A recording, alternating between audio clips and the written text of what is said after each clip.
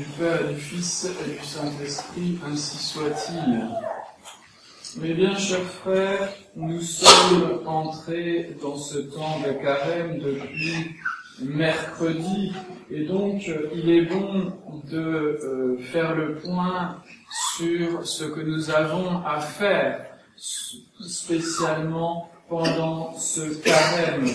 Alors, j'aurai une suggestion qui va vous permettre de mieux retenir chaque jour ce que vous devez faire de particulier pendant le carême. Pour cela, eh bien, je vais utiliser ce que dit notre bienheureux Père Saint Benoît dans sa règle quand il parle de la réception des frères, des moines, de ceux qui veulent se consacrer à Dieu.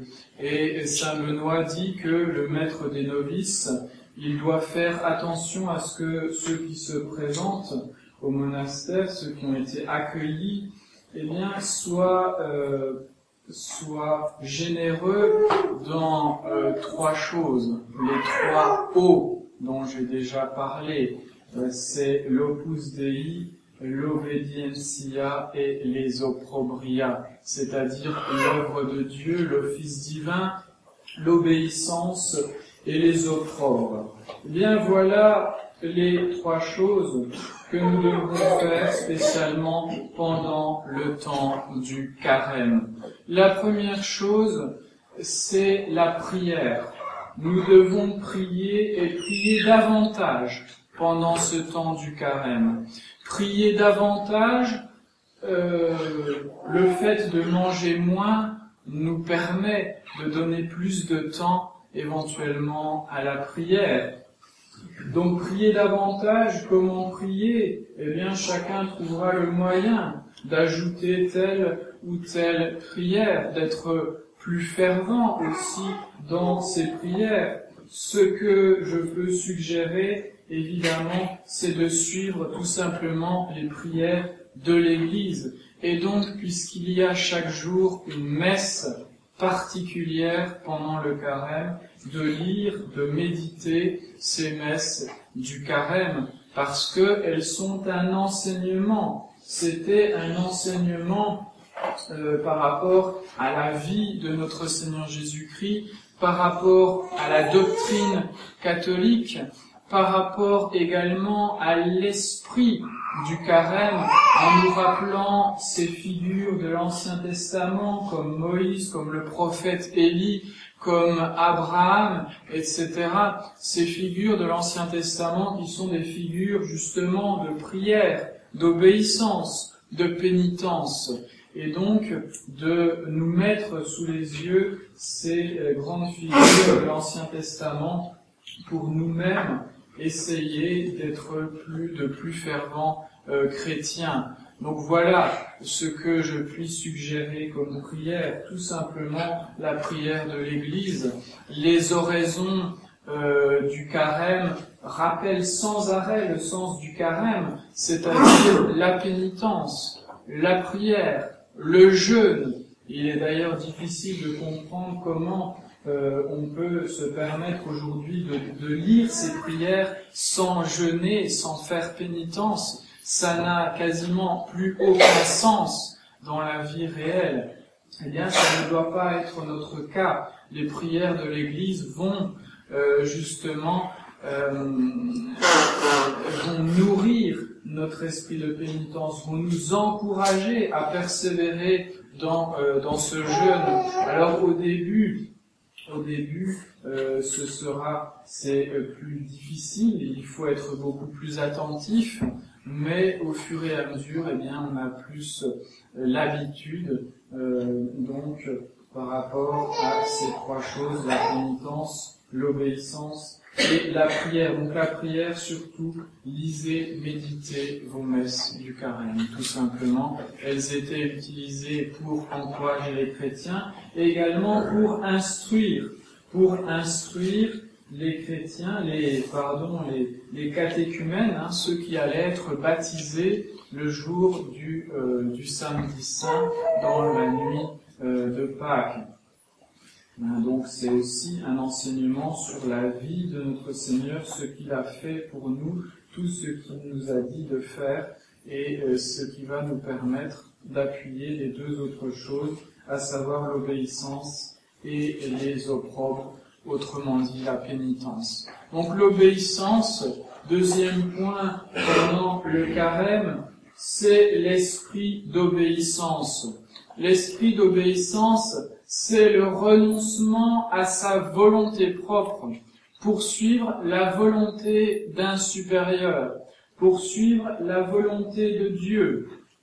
C'est ça, l'obéissance. Aujourd'hui, évidemment, on n'a plus le sens de l'obéissance, parce que chacun veut faire sa volonté propre, parce qu'on a exalté cette soi-disant dignité humaine de la volonté propre, alors que c'est cette volonté propre qui, la plupart du temps, nous entraîne au péché et risque de nous entraîner en enfer. C'est cette volonté propre qui a entraîné nos premiers parents dans le péché.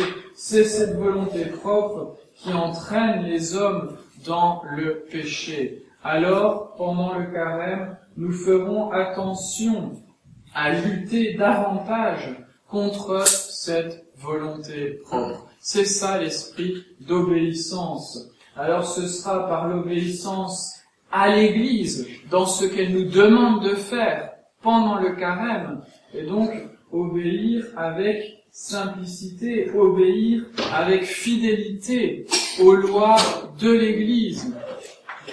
Aujourd'hui, malheureusement, on n'a plus cet état d'esprit. Même chez beaucoup de traditionalistes qui acceptent les nouvelles lois de Paul VI, ces lois qui détruisent en réalité la pratique de la pénitence, eh bien, il faut maintenir, il faut rester sur la loi de l'Église, et cette loi, c'est celle du Code de droit canonique, et donc il faut suivre cette loi. Elle n'est pas si difficile que cela à suivre, et cela permet de renoncer à sa volonté propre. Parce que dire, ah ben moi je vais jeûner de cigarettes, moi je vais jeûner de ceci ou de cela, c'est toujours c'est toujours la volonté propre. Mais ce n'est pas le renoncement à la volonté propre. Et donc, si ce n'est pas le renoncement à la volonté propre, eh bien, il y a un problème dans cet esprit de pénitence. Il ne s'agit pas pour nous de nous glorifier, de suivre les lois de l'Église, ce n'est pas cela, mais c'est simplement faire ce que l'Église nous demande. On peut faire davantage si on le veut, et c'est très bien. Saint Benoît, par exemple, dans sa règle, invite à le faire, dans son chapitre qui est consacré au carême, mais il note ceci, rien ne doit être fait sans l'avis du Père spirituel. Et il va même plus loin en disant que ce qui est fait sans cet avis du Père spirituel est réputé vaine gloire. Voilà ce que dit, mes bien chers frères, notre bienheureux Père Samuel. Alors vous direz, ça vaut pour les moines. Non, ça vaut pour tous les chrétiens, parce que à l'origine du péché, il y a la volonté propre. Donc si vous voulez lutter contre le péché, commencez par lutter contre votre volonté propre. Voilà de façon générale ce qu'est l'obéissance. Chacun aura des efforts particuliers selon son état de vie. Les enfants auront des efforts particuliers. Ils ne seront pas tenus au jeûne, bien sûr. Ils seront tenus pour la plupart à l'abstinence, et même il est bon de commencer l'abstinence même avant l'âge de 7 ans. Mais donc, chacun aura des efforts particuliers. Les enfants, eh bien, ce sera de renoncer à ses idées propres, à sa volonté propre, de suivre simplement ce que demandent les parents. et pour les adultes, eh bien, chacun aussi aura à voir. Il y a toujours moyen de se renoncer à soi-même dans la vie de famille, dans le travail, etc. Il y a les moyens et c'est ce que nous devons faire. Bien sûr, l'obéissance, c'est aussi et surtout l'obéissance à Dieu, l'obéissance au commandement de Dieu. Que serait un carême si vous passez votre temps à violer les commandements de Dieu et à pécher? Évidemment, il est très important d'obéir d'abord au commandement de Dieu, de notre Seigneur Jésus-Christ.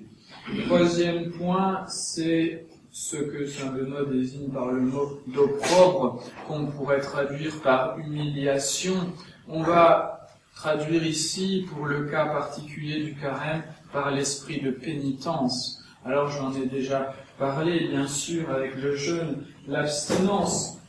La pénitence, c'est par rapport à quoi? C'est par rapport au péché, c'est par rapport à une peine.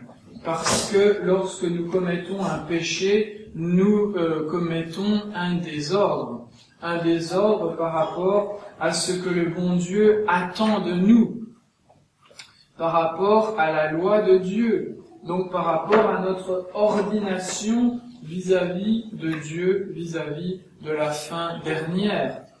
Il est donc important de réparer cet ordre et nous le faisons par la pénitence. La pénitence, ce sera évidemment le sacrement de pénitence. Il est très important, si vous êtes en état de péché mortel, de vous tourner vers le sacrement de pénitence. J'insiste et donc j'invite les personnes qui seraient dans cet état à venir se confesser. Le confessionnal est fait pour ça. Le prêtre, il s'attend, quand vous arrivez au confessionnal, à entendre des péchés. Donc il n'y a aucune honte à avoir. C'est difficile, il faut avoir honte d'avoir commis des péchés, certes, mais les dire au prêtre, c'est tout à fait normal. Et cela permet de recevoir l'absolution, le pardon de ses péchés. Mais ça n'est pas suffisant. Les péchés, nous devons les réparer. Nous ne devons pas simplement les regretter, recevoir l'absolution, faire des efforts pour lutter contre le péché et les causes du péché, mais il faut les réparer. Notre Seigneur Jésus-Christ nous l'a montré. S'il est mort sur la croix à cause de nos péchés, c'est qu'il y a bien une pénitence. C'est qu'il y a bien un péché, quelque chose à réparer. Et nous devons donc participer à cette pénitence. Participer à cette pénitence, nous le faisons pendant le carême, comme je vous l'ai dit, et j'insiste là-dessus, en obéissant à la loi de l'Église. C'est la première pénitence. Si on prétend en faire d'autres, mais qu'on ne commence pas par suivre ce que fait l'Église, on retombe dans la volonté propre. Et donc on a une pénitence qui est certainement bien imparfaite. Donc la pénitence, ce sera d'abord le jeûne et l'abstinence. On pourra ajouter à cette pénitence, mais comme je vous l'ai dit, ayez un minimum de discrétion, un minimum de prudence, et éventuellement demander l'avis d'un prêtre pour ne pas exagérer dans les pénitences. Mais bon, en général, de nos jours, je pense qu'il y a très peu de gens qui vont exagérer, malheureusement, dans la pénitence. On a plutôt tendance à